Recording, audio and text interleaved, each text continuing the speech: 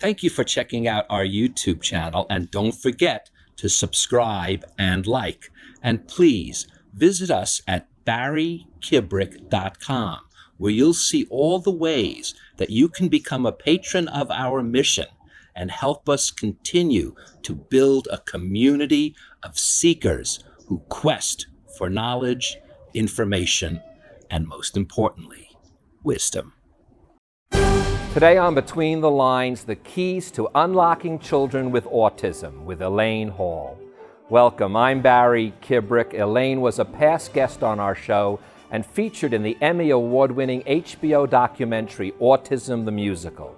Now with her newest book, 7 Keys to Unlock Autism, co-written with Diane Isaacs, they offer parents and specifically teachers techniques to reach these seemingly unreachable children. But there is a bonus side benefit. By following the 7 keys, you also unlock the best in yourself as well. I'm a writer today because I was a reader when I was 11 years old. And it was... You do not need to prove your state of happiness to anybody. Most of these speeches were as much as a month in preparation.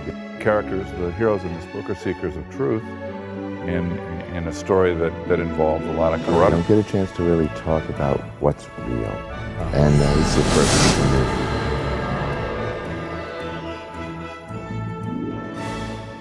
do. Elaine, welcome back to the show. It's a pleasure to have you here again, because now we're really going to explore the work we just touched on the last time.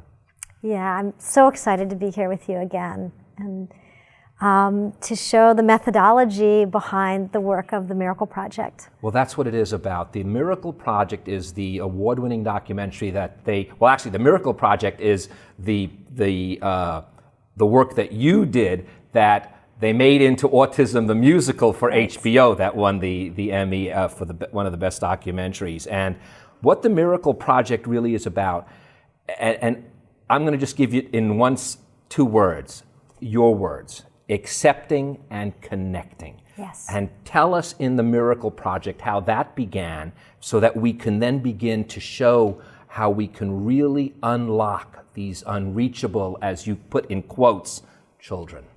Well, I adopted a little boy from Russia, which is chronicled in my first book, Now I See the Moon. And when he was 2 years old, when he was almost 3, he was diagnosed with autism. At the time, traditional therapies were just not working for him. So I found that if I joined his world, completely accepted him for who he was and where he was, and went into the autism world with him, gradually, inch by inch by inch, my son Neil was able to come into our world. And the traditional therapists thought I was crazy. They thought I was a Looney Tunes. So I was in the acting business. I've been an acting coach for film and TV for years. So I found my creative friends, actors, singers, dancers, musicians, and creative special educators to join Neil's world with me, which we did 10 hours a day, 7 days a week, following Neil's lead, accepting him for exactly where he was. And by doing so, he emerged into our world. Wow. Yeah. And what I want really people to know is now what you've done is you've taken those experiences, honed them down into these 7 keys. But I think there's something let me be careful before I say way more important, which is what I was about to. This is really geared to parents, yes, but especially to teachers. And we'll see how that works, because when a child with autism comes into their classroom as a mainstreamed personality, sometimes that they feel could be disruptive, and you show how it's not. But what amazed me was when I was reading this, and you intimated throughout, was how much it helped me. Yes. It unlocks you when you have to unlock the children. I've used it, in fact, 2 exact examples already just in talking with my own family.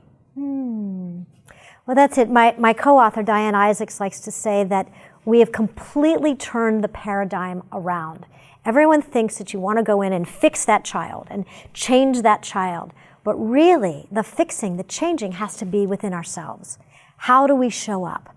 How do we love and accept our own selves? How do we not get caught up in the frenzy? Key one is setting an intention to be calm and centered no matter what happens. And that's something that we need to do with any student, whether they have autism or not, any friend, any child, to be able to be so completely in our own center.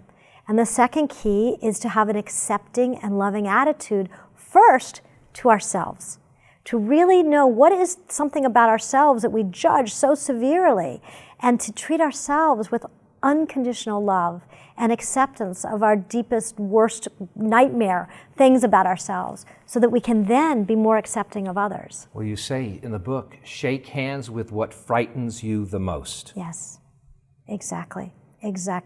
What is it that scares you first about yourself? What are your greatest fears? Knowing yourself will make you a better teacher and a better parent, a better friend, a better spouse.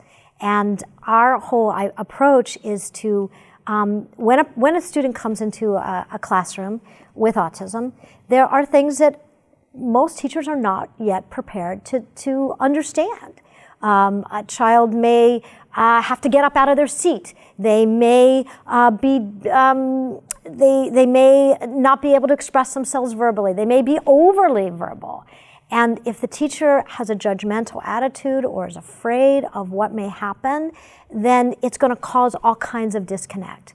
But if the teacher can be grounded in their own self and really show up with a state of love and acceptance, no matter what happens, they're able to connect to that child. Well, as Diane's son Wyatt says, autism is awesomeism. Yes. You can't help but, as I say, when you read this, really develop an appreciation for those that are different when you really get into it, and we will get into it, I promise the viewers that. But as I said again, you unlock yourself. And what could be better than finding out that you have so much control over yourself? You don't realize it until you're almost put to the test. And when you do, boy, you can see, there's a DVD in the back of the book. In fact, you can see some of the teachers who made that awareness. They glow. Yes, the whole idea of the 7 keys is to help teachers return to that place of why they started teaching in the first place, that place of love of children and getting to know themselves on a central basis. In fact, you say because that is their essence, there's nothing really for them to learn. It's only for them to get in tune with. That's exactly right. The principles of the 7 keys, the reason I created them was in order to start the Miracle Project, which was a film and theater program for kids with autism. I needed to train others how to do what I did in my living room with my son Neil. And so I created this 7-pronged approach to bring in lay people who've had no experience working with kids with autism, and helped them to first understand themselves, understand their own sensory system, understand their own fears, their own lack of acceptance, and created this 7-key approach so that they could then volunteer or staff the Miracle Project. And educators were curious, but they said, well, we can't put on a whole theater production in our classroom. So I wrote the 7 keys for the classroom to show how these exact same methods can be easily, effectively implemented in the class. Well, let's get right into it. Key 1, as you said, and by the way, I always believe in lists, and I always think first and the last key are the 2 most important. And in a weird way, they always are. But they're all important, and we're going to talk about them. Key 1, as you said, set an intention. And this is the one that I used with my own family, and I thought it was so important. An intention is not a goal. It is an aim that guides action. A goal is about doing. An intention is about being. Yes. Setting an intention is how do we want to show up? So for example, in this interview, how do I want to be with you? I want to be curious. I want to be open. I want to be playful. I want to enjoy it. Or setting a goal. The goal would be, well, I want to make sure I get through every single key. No, I want to be in the moment. I want to enjoy the process. And for an educator, how do they want to show up in the classroom that day? With that intention. With an intention. How do they want to be? They've got a list of things that they need to get accomplished and things that have to happen. Well, they can do that in a way of being, anxious if it doesn't happen, if things don't turn out right. Or they can set an intention before they ever even walk into that classroom of being calm, peaceful, joyful, playful. And can I give the example? No, I want you to give the example, because there's a story in here about a boy named William.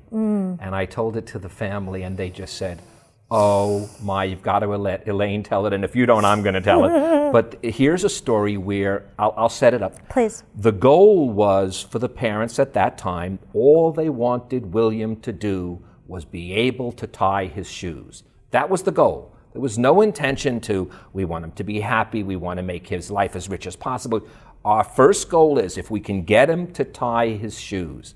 After working with William and things like that, and he's finally, I don't know, he was never verbally communicative, right? And No. still isn't, I'm guessing? As far as I know, yeah. All right, so what does he begin to type out the first thing? Often, students that are nonverbal are perceived as low cognitive ability.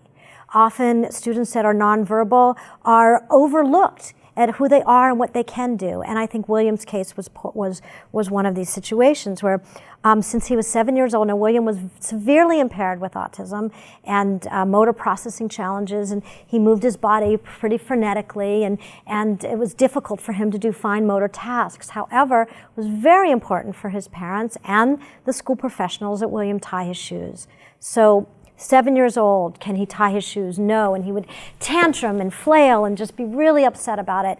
So they would reward him with M&Ms and encouragement for him to learn how to, they would use huge big bows and all these kinds of, very well-meaning therapists and occupational therapists and physical therapists to get him to be able to make those bows and cross over. And this happened every single year, 7 years old, 8 years old, 9 years old, 10 years old, 11 years old. Finally, I believe it was at his 12th birthday, he got to a place where he was able to take one little piece of the shoelace and cross over the other shoelace and spin it around and pull and make that bow.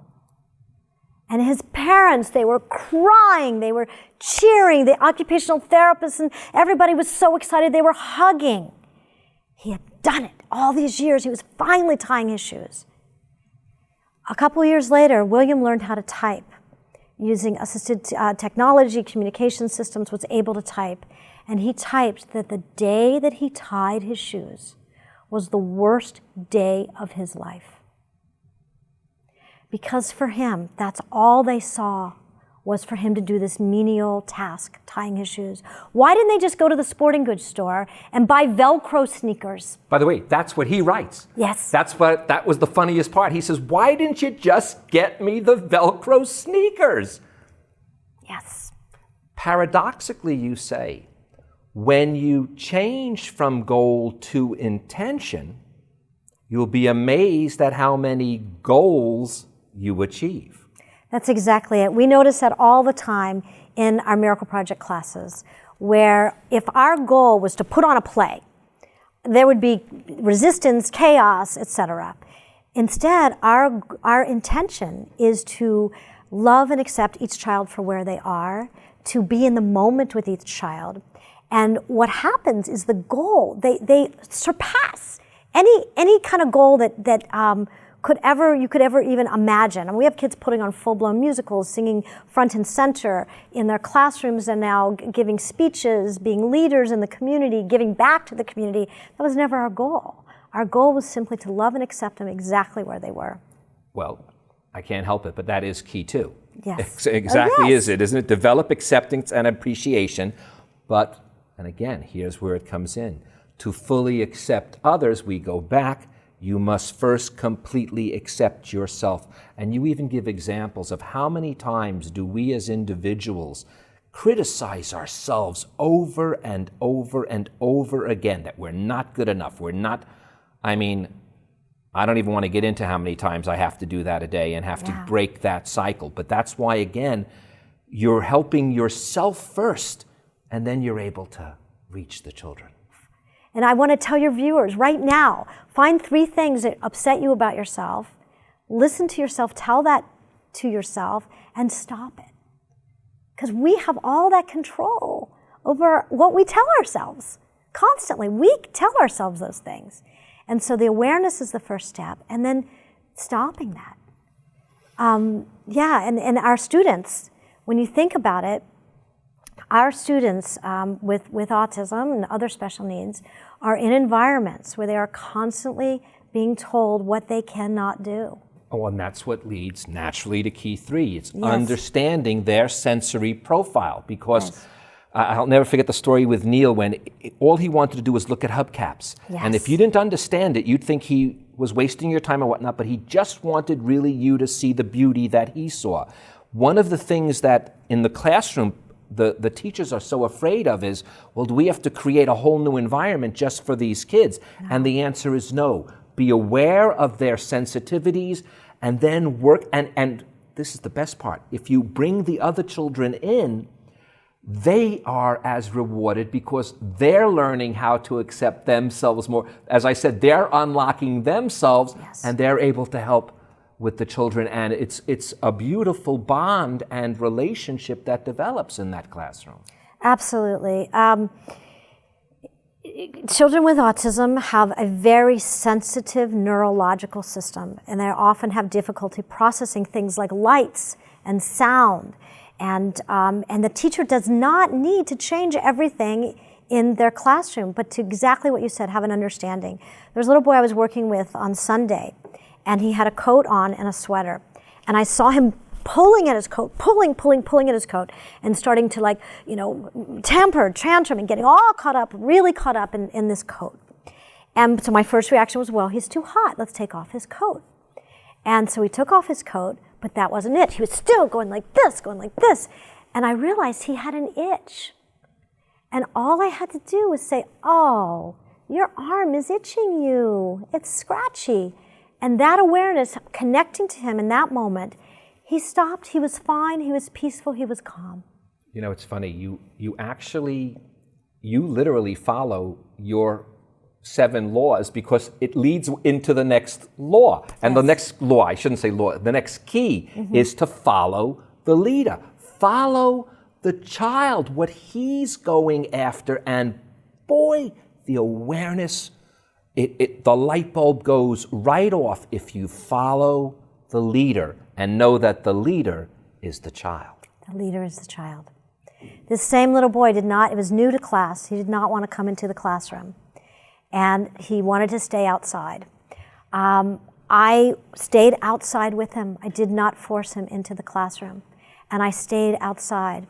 And I noticed that he liked to go like this. So we turned that into a game of high 10, playing back and forth, and connected with him in his safety zone till gradually, inch by inch, he was able to come into the classroom and spent the entire rest of the time in the class because he felt understood and safe first. You know, it's funny you use that example about the door because this is the quote, a child's interest is the door through which all subjects can be taught. So you picked up on that interest, you make that bond, and that's when you can begin to unfold him or her or yourself even, or both of you at the same time.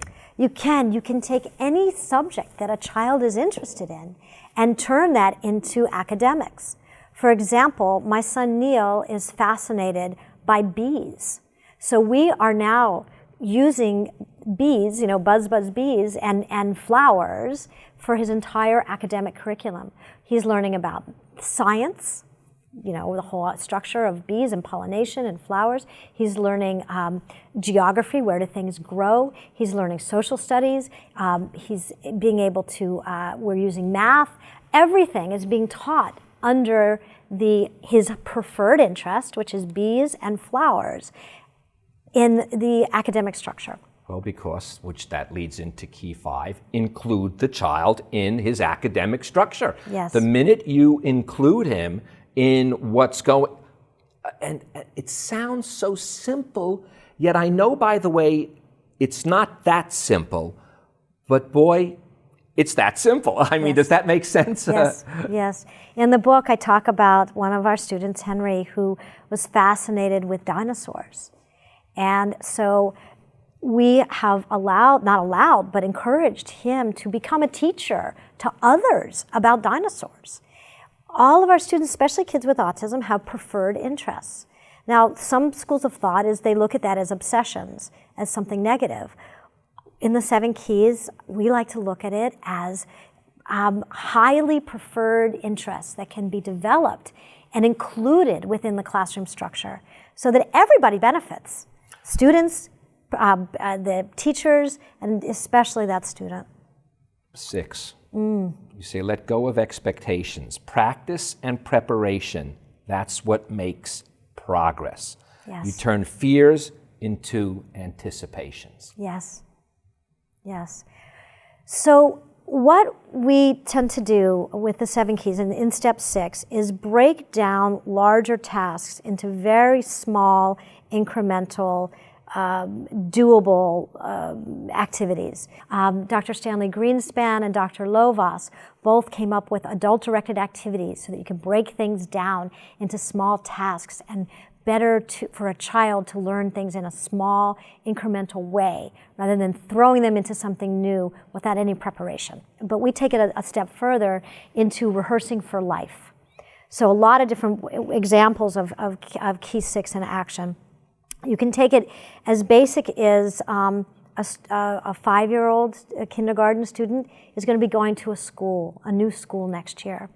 So rather than just have him end the school in June and start at a brand new school in September, I would encourage a parent to go to that school first, the new school first, take pictures of the class, take pictures of the teacher, the playground, make a book out of it, have them look at what the new environment is going to look like, practice that, play act going to a new school. If you can, set up a meeting with that teacher prior when there's no one else around, practice going to that classroom with the teacher, get a sense of what the hallway is like, really rehearse. It's almost like, how athletes will visualize running a race and really having a whole mental picture before they actually run the race. Well, that's exactly what we do with our kids with autism. We help them to experience something new first in a very easy, digestible way so that when they're in the actual environment, they already know how to respond. Before we get to the last key, I know we're running out of time. I want to give out your website because people who have children, know relatives with children. We were just in the green room with Brian. He knew someone with autism.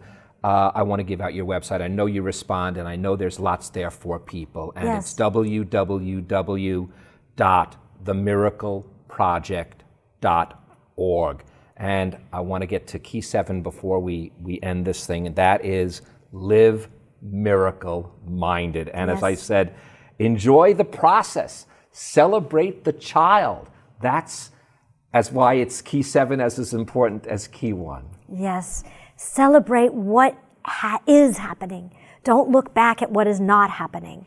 We have a student, Ito. He has a blog, Ito, in Autism Land, and he is nonverbal and says just because I don't speak doesn't mean I don't think. So we want to celebrate every single child, every single thing that they're doing, and celebrate yourself. Oh, exactly. Celebrate yourself. Your words. So often we focus on what we didn't do and don't take stock of what we did do. That's how you basically end the book even. Yes. Celebrate yourself, because if you do that, that's when you celebrate the child. This is really a two-way street of learning. And I'm telling you, if you do not have an autistic child nor know any, you will gain by just following the same rules you need to live your own life by. Absolutely.